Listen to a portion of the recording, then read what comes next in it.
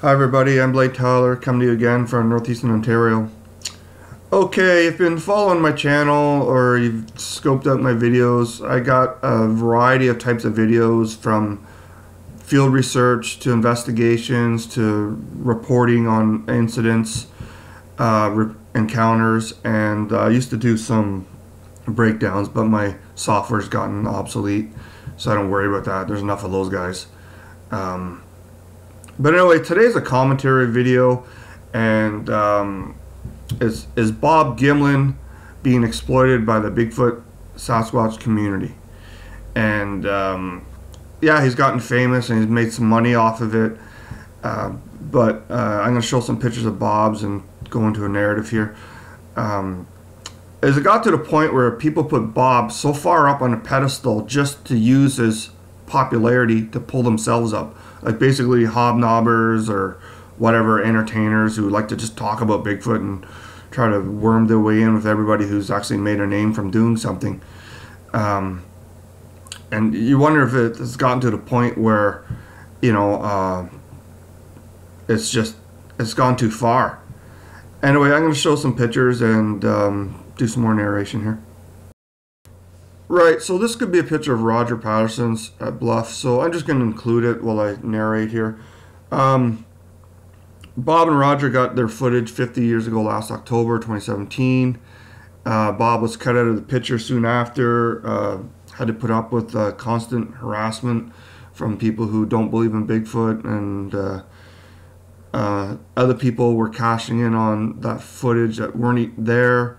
Bob earned the right to have his name on it.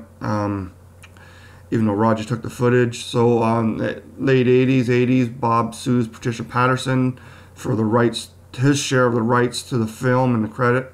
So he gets it. So then in the 80s, he makes an appearance back on the scene doing TV shows like with Autumn Williams, Mysterious Encounters. That was about Bluff Creek and Roger's footage there.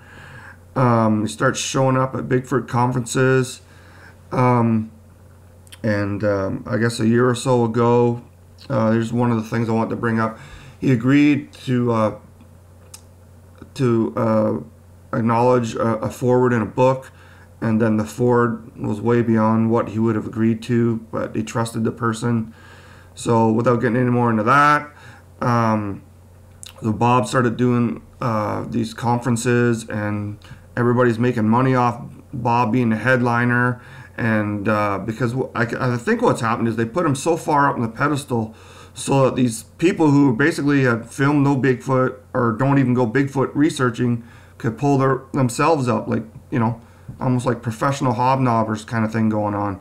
And there's a lot of that. You see some of these people at the conferences, other than who they know, you're wondering, why are they here?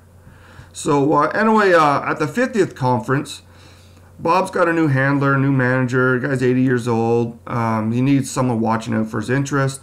But this podcaster guy takes like an 80% cut, which I don't agree with, but whatever. Bob goes all the way down to the 50th anniversary. People fly in from around the world, travel from all over North America. Bob gets there. His manager's not invited to the VIP dinner, so Bob doesn't go. So at the dinner, they shout "Free Bob" from his new manager, who's trying to watch out for Bob's interests. So that's pretty bad. These are some of these people were his friends. So quite embarrassing for Bob. At the Saturday of the event, Bob doesn't get a chance to speak because they run out of time for him, apparently. So after Meldrum closed up the conference speaking for the day, they go to the auction so that everybody can make their money, including the promoter who took a cut of that. So hence the title and their intro narrative.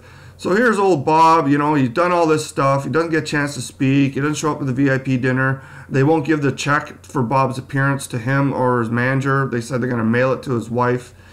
And this is the state of affairs in the Bigfooting world. Unfortunately, it's not about the evidence anymore. I mean, you get evidence and then you get acknowledged and you get known.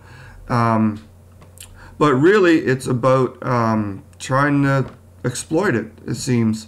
And I just found it quite appalling and disrespectful what happened to good old Bob after he's been a gentleman to everybody for all these years. And one of them even said that he was a senile old man that didn't know what he was talking about.